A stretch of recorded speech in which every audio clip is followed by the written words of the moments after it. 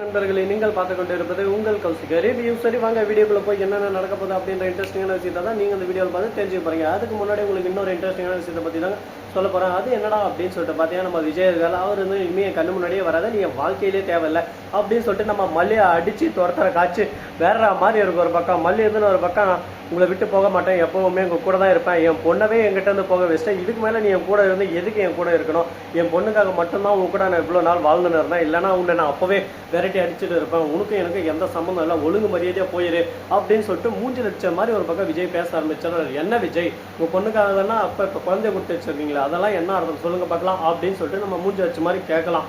ஒரு பக்கம் பஞ்சு நெருப்பும் பக்கம் தான் பத்திக்க தான் செய்யும் அப்படின்னு சொல்லிட்டு டைலாக் விட்டாலும் விடுவார் நம்ம தலைவர். அதனால அவர்கிட்ட நம்ம எதனா பேச முடியுமா அப்படின்னு சொல்லிட்டு பார்த்தீங்கன்னா எதுவுமே பேச முடியாது. அதனால சரி ஓகே, இதுக்கப்புறம் எதுவும் நம்ம பேச முடியாது, சைலண்டாக இருப்போம், நம்ம வேலை என்னவோ அதை நம்ம பார்ப்போம் அப்படின்ற மாதிரி ஒரு பக்கம் மௌனமே சிறந்ததுன்னு சொல்லிட்டு மௌனத்திலே ஒரு பக்கம் போயிட்டு இருக்காங்க. சரி, இந்த மாதிரி எல்லாம் ஒரு பக்கம் போயிட்டு இருந்தாலும் அதே சமயத்தில் மறுபக்கம் என்ன நடக்குது அப்படின்னு சொல்லிட்டு பார்த்தீங்கன்னா, நம்ம ராஜேஸ்வரி இருக்கால, அங்கே வர தம்பி இப்போதான கரெக்டான முடிவு எடுத்திருக்க, உன் முடிவில் மாற்றமே இருக்கக்கூடாது, உன் முடிவு இதுதான் தரமான ஒரு முடிவு, அந்த மல்லி செஞ்ச கெட்ட கேவலமான வேலைக்கு நீ இந்த மாதிரி தான்டா பண்ணணும், அவளை பழிக்கு பழி வாங்கணும், அப்போ தான் வாழ்க்கையில் இன்னொரு நாளைக்கு இன்னொரு தடவை உங்ககிட்ட வந்து இந்த மாதிரி பேசுவாளா அப்படின்னு சொல்லிட்டு பார்த்தா கண்டிப்பாக பேச மாட்டா.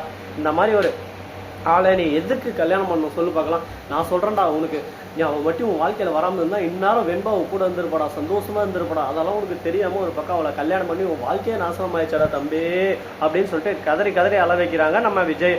உடனே பார்க்கணுமே, விஜய் இருந்துன்னு ஒரு பக்கம் வேணா சைலண்டாக தான் இருக்கா, ராஜேஸ்வரி இன்னும் பேசின்னு போயினே இருக்கா, இனிமேல் இந்த சொத்து சுகம் எதுவுமே எனக்கு வேணாடா, என் தம்பி நீ என் கூட இருந்தால் போதும்டா அப்படி இப்படின்னு சொல்லிட்டு டைலாக் எல்லாம் விட்டுருக்காங்க. இதோ பார் ராஜேஸ்வரி, நீ யாரு என்ன எந்த சூழ்நிலையில் என்கிட்ட வந்து பேசுவேன் அப்படின்னு சொல்லிட்டு எல்லாமே எனக்கு தெரியும், இனிமேல் தேவையில்லாமல் என்கிட்ட பேசினு இருந்தால் வாயெல்லாம் உடச்சி போடுவேன், அதுக்கப்புறம் இன்னொரு டைம் உனக்கு மரியாதையே இருக்காது பார்த்துக்கோ அப்படின்னு சொல்லிட்டு கோமா பேசுகிறவரு இருக்கு. என்னடா அது நம்ம தலைவன் இந்த அளவுக்கு கோமா பேசுகிறார் சாமி, இப்படியெல்லாம் பேசினா இங்கே செட் ஆகாது. ஒரு மாதிரி கடல் வேணும் பெரிதுன்னு சொல்லிட்டு சொல்லுவாங்க. இவன் பொறுமையாக பேசுகிற மாதிரி தெரியல, நமக்கு ஒரேடியாக ஆப் வைக்கிற மாதிரி தெரியுது. கடவுளே, இவன் பேச்சு நம்ம கேட்கக்கூடாது, நமக்கு அடித்து ஓடோடுறோம் ஒரு பக்கம் அப்படின்ற மாதிரி ஒரு பக்கம் கோபம் ஆவேசம் எல்லாமே வருது. என்னங்க பண்ணுறது, நடக்கிறது தான் நடக்கும், இருக்கிறது தான் இருக்கும், வாழ்க்கைன்னா இந்த மாதிரி தானே அப்படின்ற மாதிரி ராஜேஸ்வரி பக்கம் வெளியே போயிட்டு உடனே கதிரேசுக்கு ஃபோன் பண்ணுறாரு. கதிரேசா, நானும் எவ்வளவோ முடிஞ்ச வரைக்கும் பிளான் பண்ணி இந்த காயை நகர்த்த பார்த்தேன், ஆனால் மாப்பிள்ளை விஜய் கொஞ்சம் கூட பிசுறு தட்ட விடல, அவன் மதிக்கவே இல்லை, என்ன ஒரு ஆளவே மதிக்கலை, அவன் பாட்டுக்கு அவன் பேசி விட்டான், நானும் வேறு வழி என்ன பண்ணுறது அப்படின்னு சொல்லிட்டு வெளியே வந்துட்டேன், இதுக்கப்புறமெல்லாம் நான் என்னால் ஆகலாம் பருப்பெல்லாம் வேக வைக்க முடியாது அப்படி இப்படின்னு சொல்லிட்டு டைலாகெல்லாம் ஒன்று இருக்காங்க. என்னடா இது கோவிந்தா, நாம் ஒன்று நினச்சா இப்படி ஒன்று நடக்குது, வாழ்க்கையிலே நமக்கு என்றைக்குமே நல்லதே நடக்காதா, வாழ்க்கையே மாயம் அப்படின்ற மாதிரி சோகத்தையும் வேதனையும் ஒரு பக்கம் கூணி குறுகி போயின்னு இருக்காங்க. இதுக்கப்புறம் என்னென்ன பண்ண போகிறாங்க, ஏது பண்ண போகிறாங்க அப்படின்ற நிறைய இன்ட்ரெஸ்டிங்கான விஷயங்கள்லாம் ஒரு பக்கம் வெயிட்டிங்கில் தான் இருந்துக்கிட்டு இருக்குது. பார்ப்போம் என்னென்ன நடக்க போகுது, ஏது நடக்க போகுதுன்னு சொல்லிட்டு. அது மட்டும் இல்லாமல் நம்ம மல்லி இருக்காங்கல்ல, அவங்க இருந்து வெளியே போயிட்டு ஒரு பக்கம் எங்கே போகிறது என்ன பண்ணுறதுன்னு சொல்லிட்டு தெரியாமல் சோகமாக உட்காந்து இருக்கும்போது நம்ம நாகு வராங்க. நாகு வந்து ஏன் மல்லி இங்கே உட்காந்து அழுதுட்டு இருக்கா அப்படின்னு சொல்லிட்டு கேட்க, விஜய் இந்த மாதிரியெல்லாம் சொல்லிட்டாரு, என் மனசே கேட்க மாட்டேங்குது, எனக்கு எங்கே போகிறதுனே தெரியல அப்படின்னு சொல்லிட்டு மல்லி பர்ஃபார்மன்ஸ் பண்ண ஆரம்பிக்கிறாங்க. உடனே பார்க்கமே நாகு இருந்துன்னு அவனை சும்மா விடக்கூடாது, இன்னும் அவன் இஷ்டத்துக்கு யூஸ் பண்ணுறதையும் யூஸ் பண்ணுவான், கடிச்சு தூக்கி போட்டு போயிடுவானா, அவனை இரு வாயெல்லாம் உடைக்கிறான், நான் வரேன் இரு, உனக்கு யாரும் கேட்கறதுக்கு ஆள் இல்லைன்னு நினச்சின்னு இருக்கானா, நான் கேட்குறேன் அப்படின்னு சொல்லிட்டு கோவத்தோட பேசணும். உடனே பார்க்கணுமே அப்படி இல்லை வேணாம் அப்படியெல்லாம் பண்ணாதீங்க, எனக்கு ரொம்ப ஒரு பக்கம் இதாக இருக்குது, ஒரு மாதிரியாக இருக்குது, அப்படி பேசாதீங்க அப்படின்னு சொல்லிட்டு டைலாக் விட ஆரம்பிக்கிறாங்க.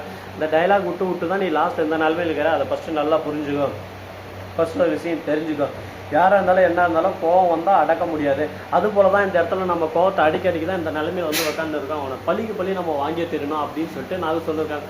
விஜய் என்னைக்கு இருந்தாலும் சந்தோஷமாக நல்லா இருக்கணும், விஜய் அந்த மாதிரி யோசிக்கவே கூடாது, நான் அந்த மாதிரி யோசிக்கவே மாட்டேன் அப்படின்னு சொல்லிட்டு மூஞ்சி லட்சம் மாதிரி பேசுகிறாங்க நம்ம மல்லி. இதனால் பார்க்கணுமே நம்ம நாகுதுன்னு, சரி ஓகே நீ சொல்கிறதான் அர்த்தம் தான் அப்படின்னு சொல்லிட்டு போய் தீபிகாவை தேட ஆரம்பிக்கிறாங்க. தீபிகாவா, அவளை எதுக்கிட்ட தேடணும் அப்படின்னு சொல்லிட்டு பார்த்தீங்கன்னா நம்ம தீபக் வந்து ஃபோன் பண்ணி இந்த மாதிரி தீபிகா குழந்தைய தேடி கிட்ட நெருங்கிட்டா, அவகிட்ட தான் இப்போ எல்லாமே இருக்குது, நீ மட்டும் தீபிகாவை தேடி போனீங்க கரெக்டாக குழந்தையும் கண்டுபிடிச்சிடலாம், அவள் கண்டிப்பாக குழந்தைய கண்டுபிடிச்சி உங்ககிட்ட கொடுத்துருவா, நீங்கள் எதுக்கும் பயப்படாதீங்க ஒரி பண்ணிக்காதீங்க அப்படின்னு சொல்லிட்டு நம்ம தீபக் ஃபோன் பண்ணி சொல்கிறாரு. உடனே தீபிகா ஃபோன் பண்ண, தீபிகா வந்து நம்ம மல்லியோட ஃபோனை எடுக்கவே இல்லை, நம்ம ஃபஸ்ட்டு குழந்தைய தேடுவோம், நம்ம பண்ண தப்ப நம்ம திருக்கி அவனும் மல்லி மேலே இருக்கிற கோபம் அப்படியே தான் இருக்குது, ஆனால் அவள் குழந்தைய நம்மளால தான் தொலைஞ்சி, அவள் குழந்தைய அவகிட்ட தேடி கண்டிப்பாக கொடுத்துடணும் அப்படின்னு சொல்லிட்டு பிளான் பண்ணிட்டாங்க.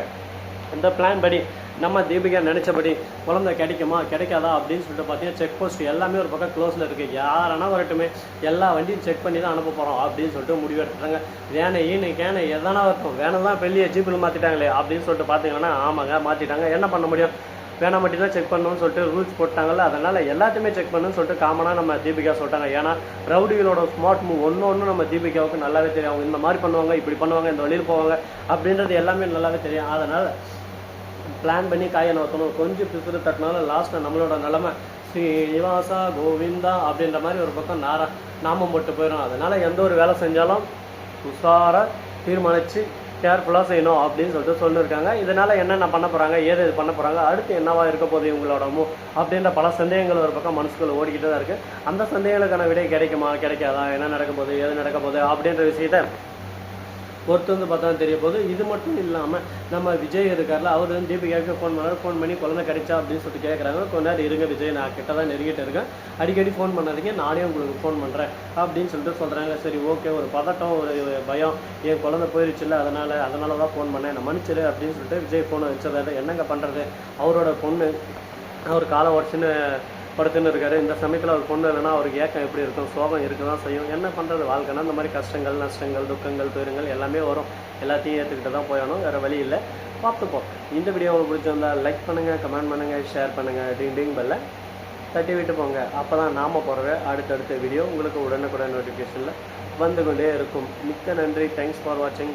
Tata see you. நன்றி, வணக்கம், வந்தனம், வருக தருக.